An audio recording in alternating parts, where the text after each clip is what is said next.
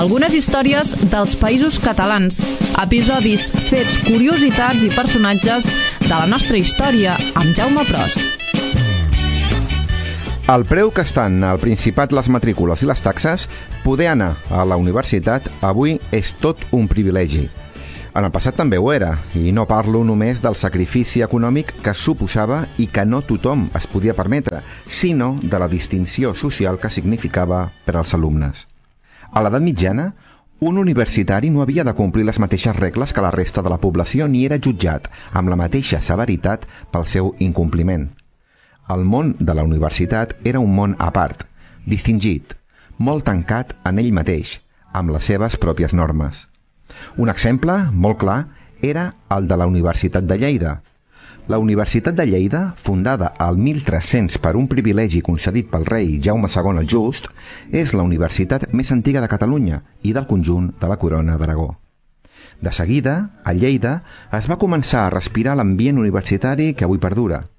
Ben aviat, durant l'edat mitjana, Lleida ja rebia un nombre important d'estudiants d'arreu dels Països Catalans i de l'Aragó. La universitat va ser, per motius obvis, un important revulsió econòmic per a la capital de la terra ferma. Tot i així, a Lleida va néixer una comunitat conformada per professors i estudiants que configuraven un barri específic i exclusiu. Una comunitat de docents i alumnes que gaudia de privilegis singulars i beneficis a l'hora de pagar tributs, a més d'una certa immunitat davant de conflictes i disputes amb persones alienes al seu món particular. Mario Merlino ens explica al seu treball El Medievo Cristiano que al segle XIV tot el que passava relacionat amb aquesta universitat quedava fins i tot al marge de la jurisdicció comú. Per a que us en feu una idea, quan es produïa una baralla que anava més enllà de les paraules, els implicats només havien de lliurar les armes i restituir allò que havien pogut trencar, sense cap més càstig, sempre que fossin personal vinculat a la universitat. En aquell temps, a Lleida, cap estudiant no podia ser perseguit pels seus deutes i les seves llars no podien ser registrades per les autoritats. Eren inviolables.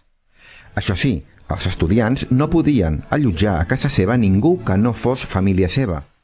Que aquesta norma es complís sempre i de manera general, a mi em sembla més que dubtós.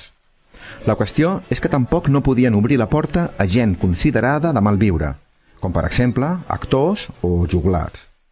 Totes aquestes condicions que explico es van acabar extenent més enllà de professors i alumnes fins a arribar als comerciants i els llibreters que tenien tractes amb la Universitat de Lleida. Aquests també van quedar exempts de pagar impostos, peatges, així com de cap obligació pel que fa a prestacions reials, com era participar a la milícia no integrada a l'exèrcit, més coneguda com a sometent. Merlino no en parla de cap altra universitat i se centra en la Universitat de Lleida. I pel que explica a El Medievo Cristiano, a l'edat mitjana, la Universitat de Lleida era un ecosistema en ella mateixa, tant pel que fa a la convivència com a la seva organització social. Gairebé ningú no hi ficava el nas.